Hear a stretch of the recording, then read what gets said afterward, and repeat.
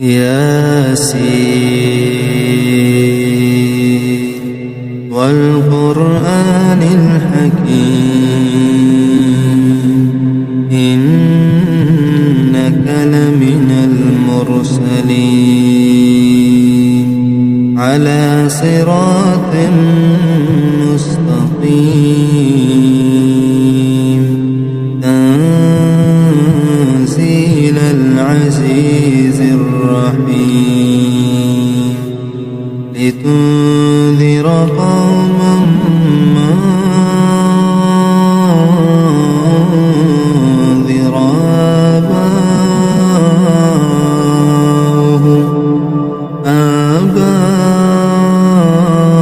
آباؤهم فهم غافلون لقد حق القول على أكثرهم فهم لا يؤمنون إنا جعلنا في أعناقهم أغلالا فهي إلى الأذقان فهم مقمحون وجعلنا من بين أيديهم سدا ومن خلفهم سدا فأغشيناهم فهم لا يبصرون وسواء عليهم أنذرتهم أم لم تنذرهم لا يؤمنون إنما تنذر من اتبع الذكر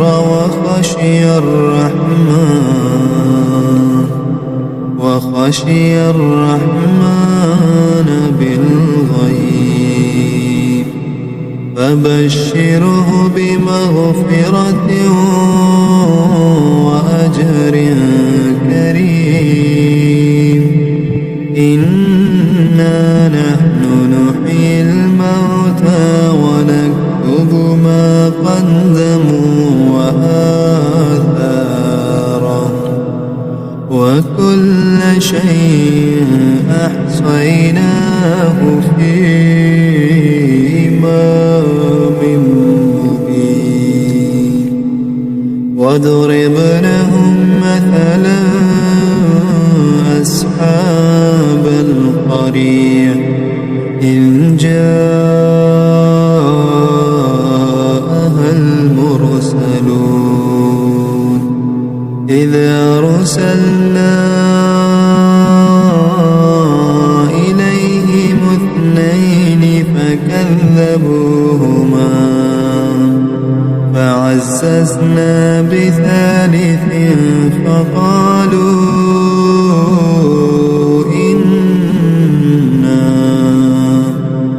فقالوا إنا إليكم مرسلون قالوا ما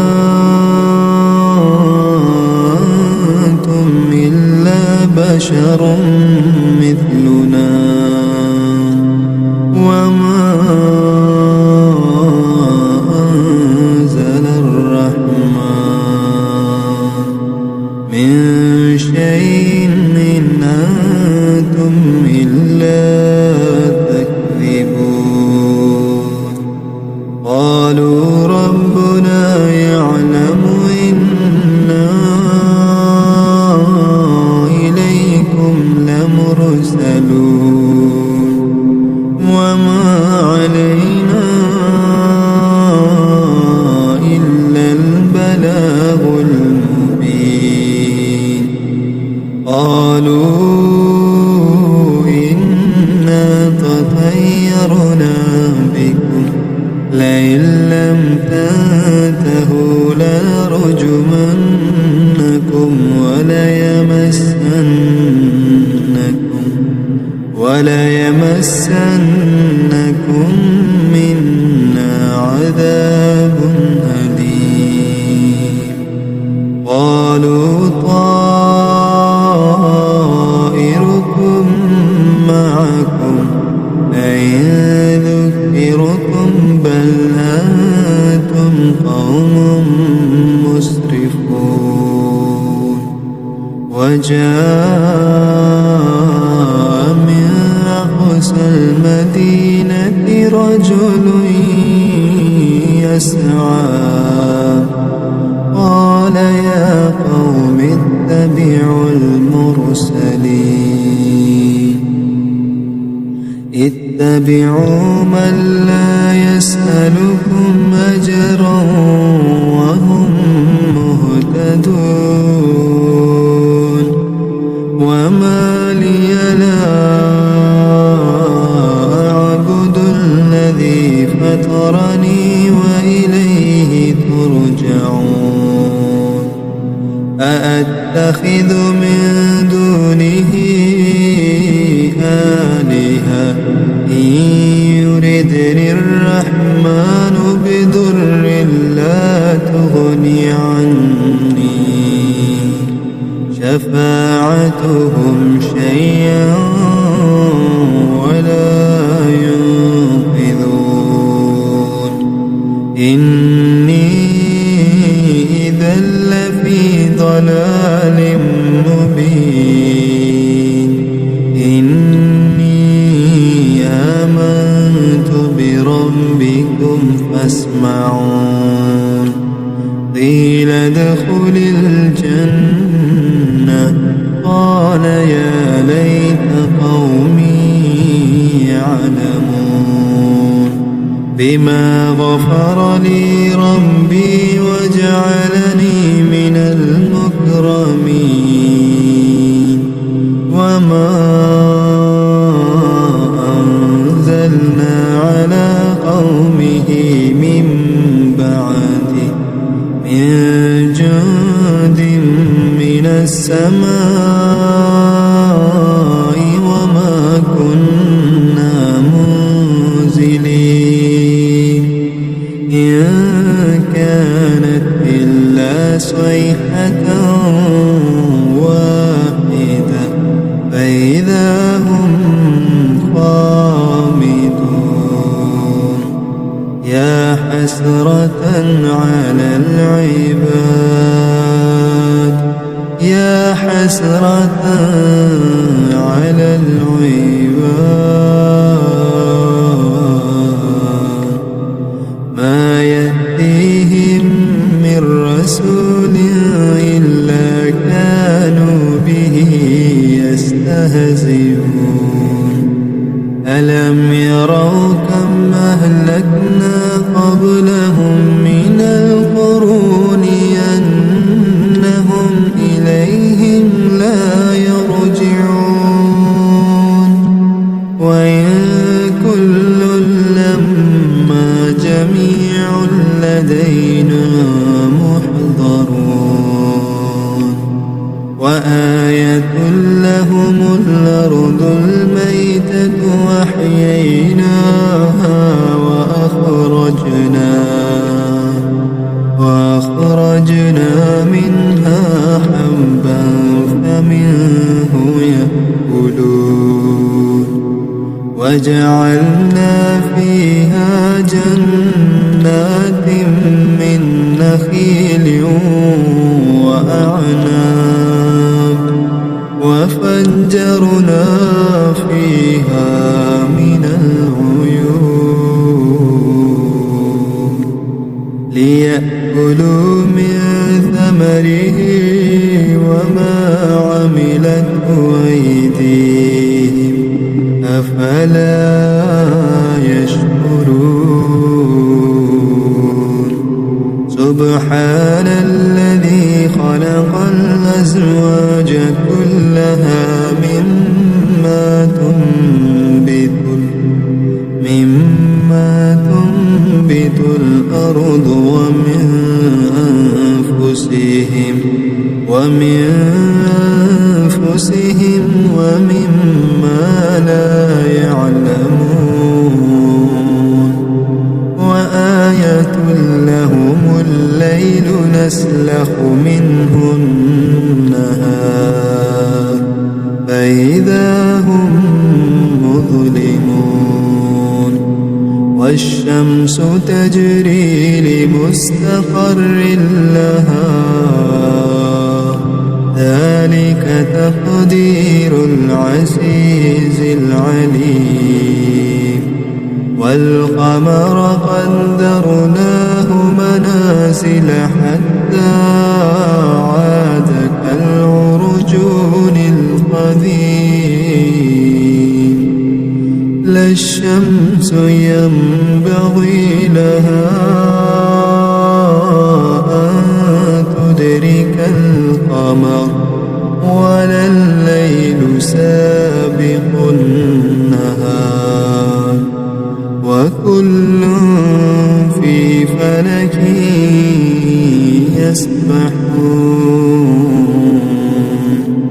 وآية لهم أنا حملنا ذريتهم في الفلك المشحون وخلقنا لهم من مثله ما يركبون وإن نشأ نغرقهم فلا صريخ لهم ولا هم ينقذون إلا رحمة منا ومتاعا إلى حين وإذا قيل لهم اتقوا ما بين أيديكم وما خلفكم لعلكم ترحمون وما تأتيهم من آية من آيات ربهم إلا كانوا عنها معرضين وإذا قيل لهم أنفقوا مما رزقكم الله قال الذين كفروا للذين آمنوا أنطعم من لو يشاء الله أطعمه إن أنتم إلا في ضلال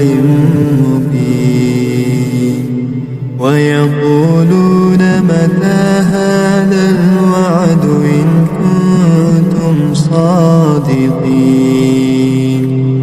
ما ينظرون إلا صيحة واحدة تأخذهم وهم يخصمون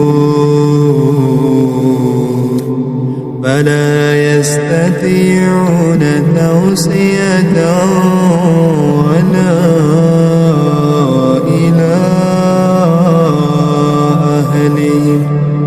ولا إلى أهلهم يرجعون ونفخ في الصور فإذا هم من الأجداث إلى ربهم ينسلون قالوا يا ويلنا من بعثنا من مرقدنا هذا ما وعد الرحمن وصدق المرسلون إن كانت إلا صيحة واحدة فإذا هم جميع لدينا محضرون فاليوم لا تظلم نفس شيئا ولا تجزون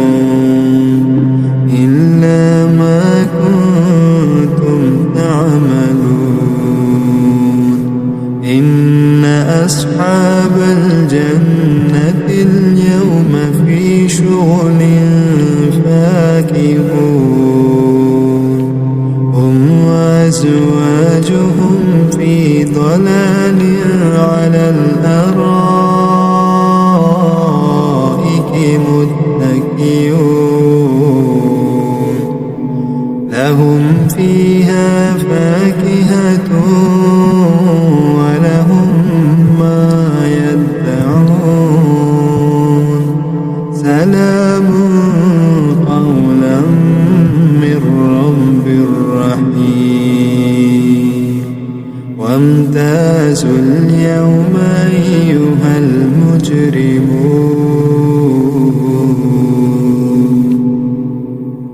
ألم أعهد إليكم يا بني آدم ألا تعبدوا الشيطان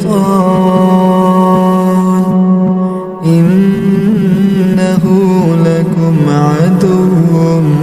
مبين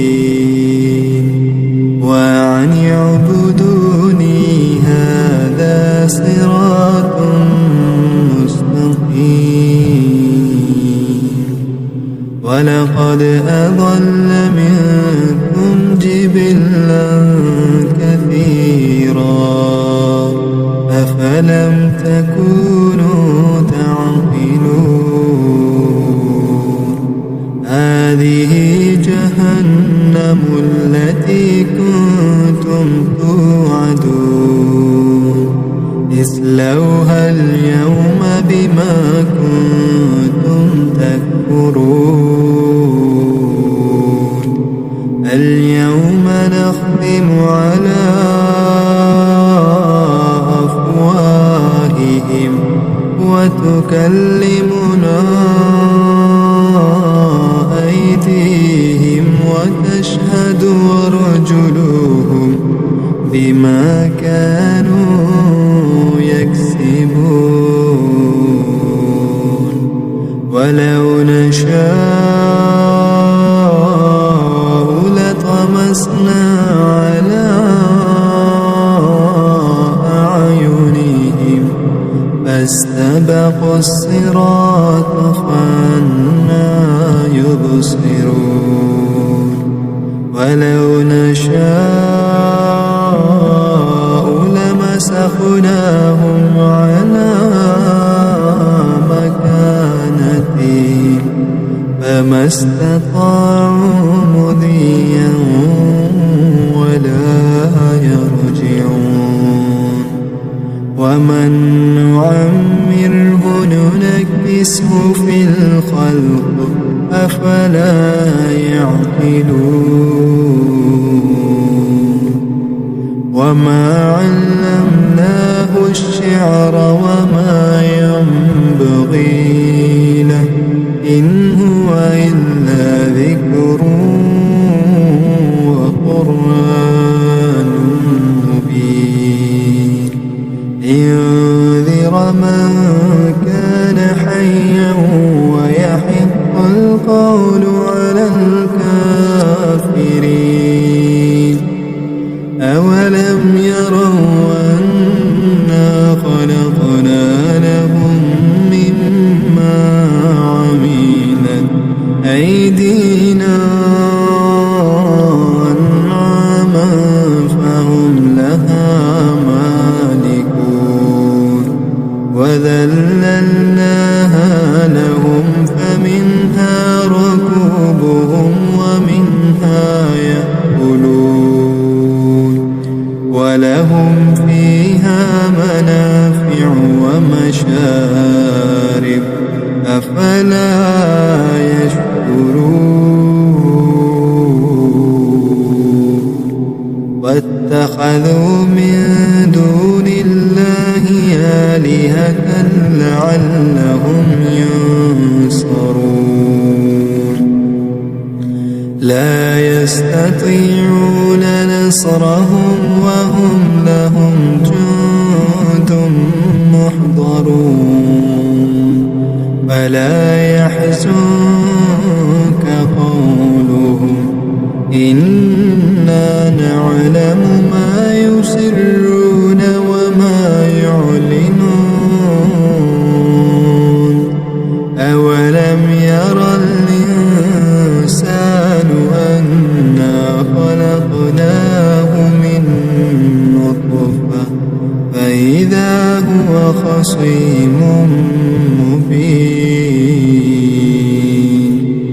وضرب لنا مثلا ونسي خلقه قال من يحيي العظام وهي رميم قل يحييها الذي أنشاها أول مرة وهو بكل خلق عليم الذي جعل لكم من الشجر الأخضر نارا فإذا أنتم منه توقدون أوليس الذي خلق السماوات والأرض بقادر على أن يخلق مثلهم بلى وهو الخلاق العليم إنما أمره إذا أراد شيئا أن يقول له كن فيكون فسبحان الذي بيده ملكوت كل شيء وإليه ترجعون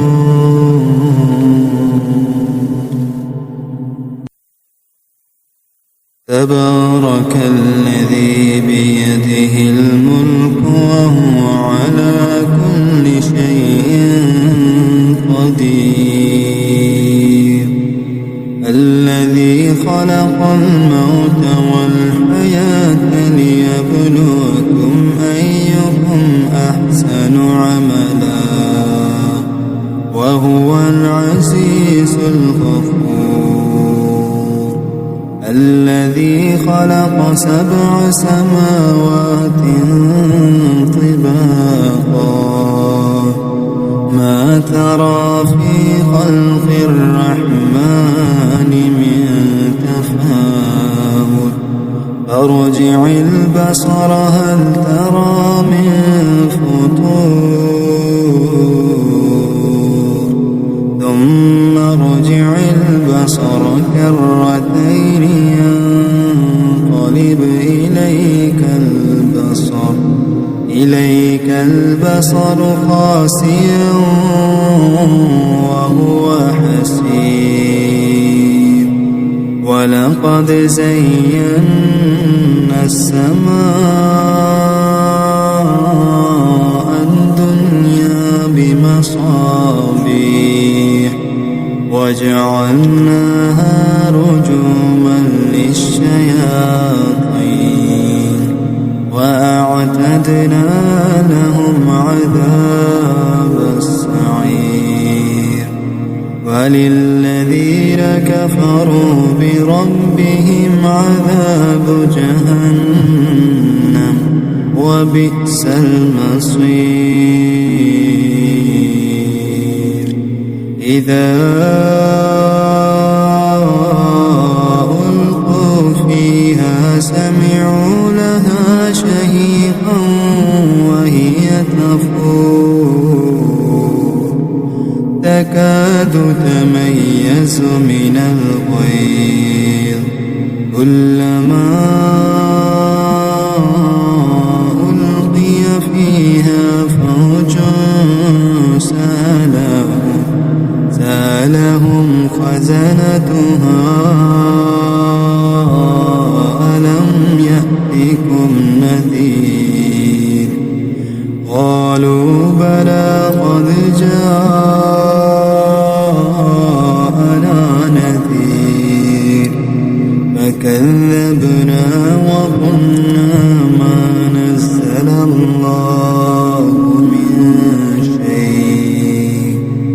إن أنتم إلا في ضلال كبير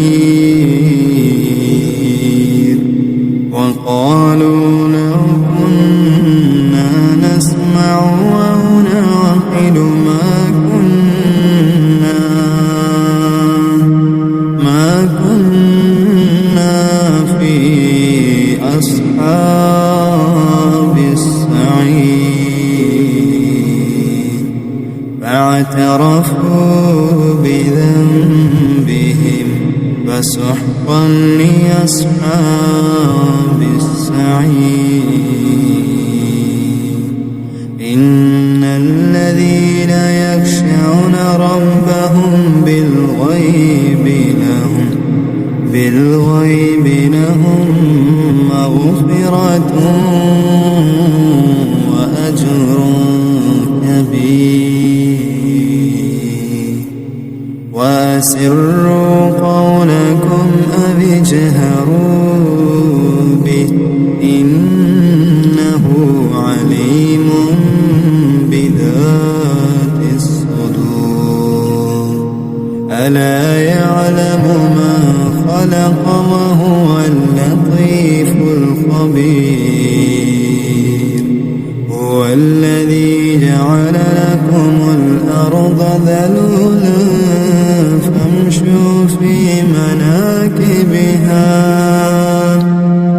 فامشوا في مناكبها وكلوا من رزقه وإليه النشور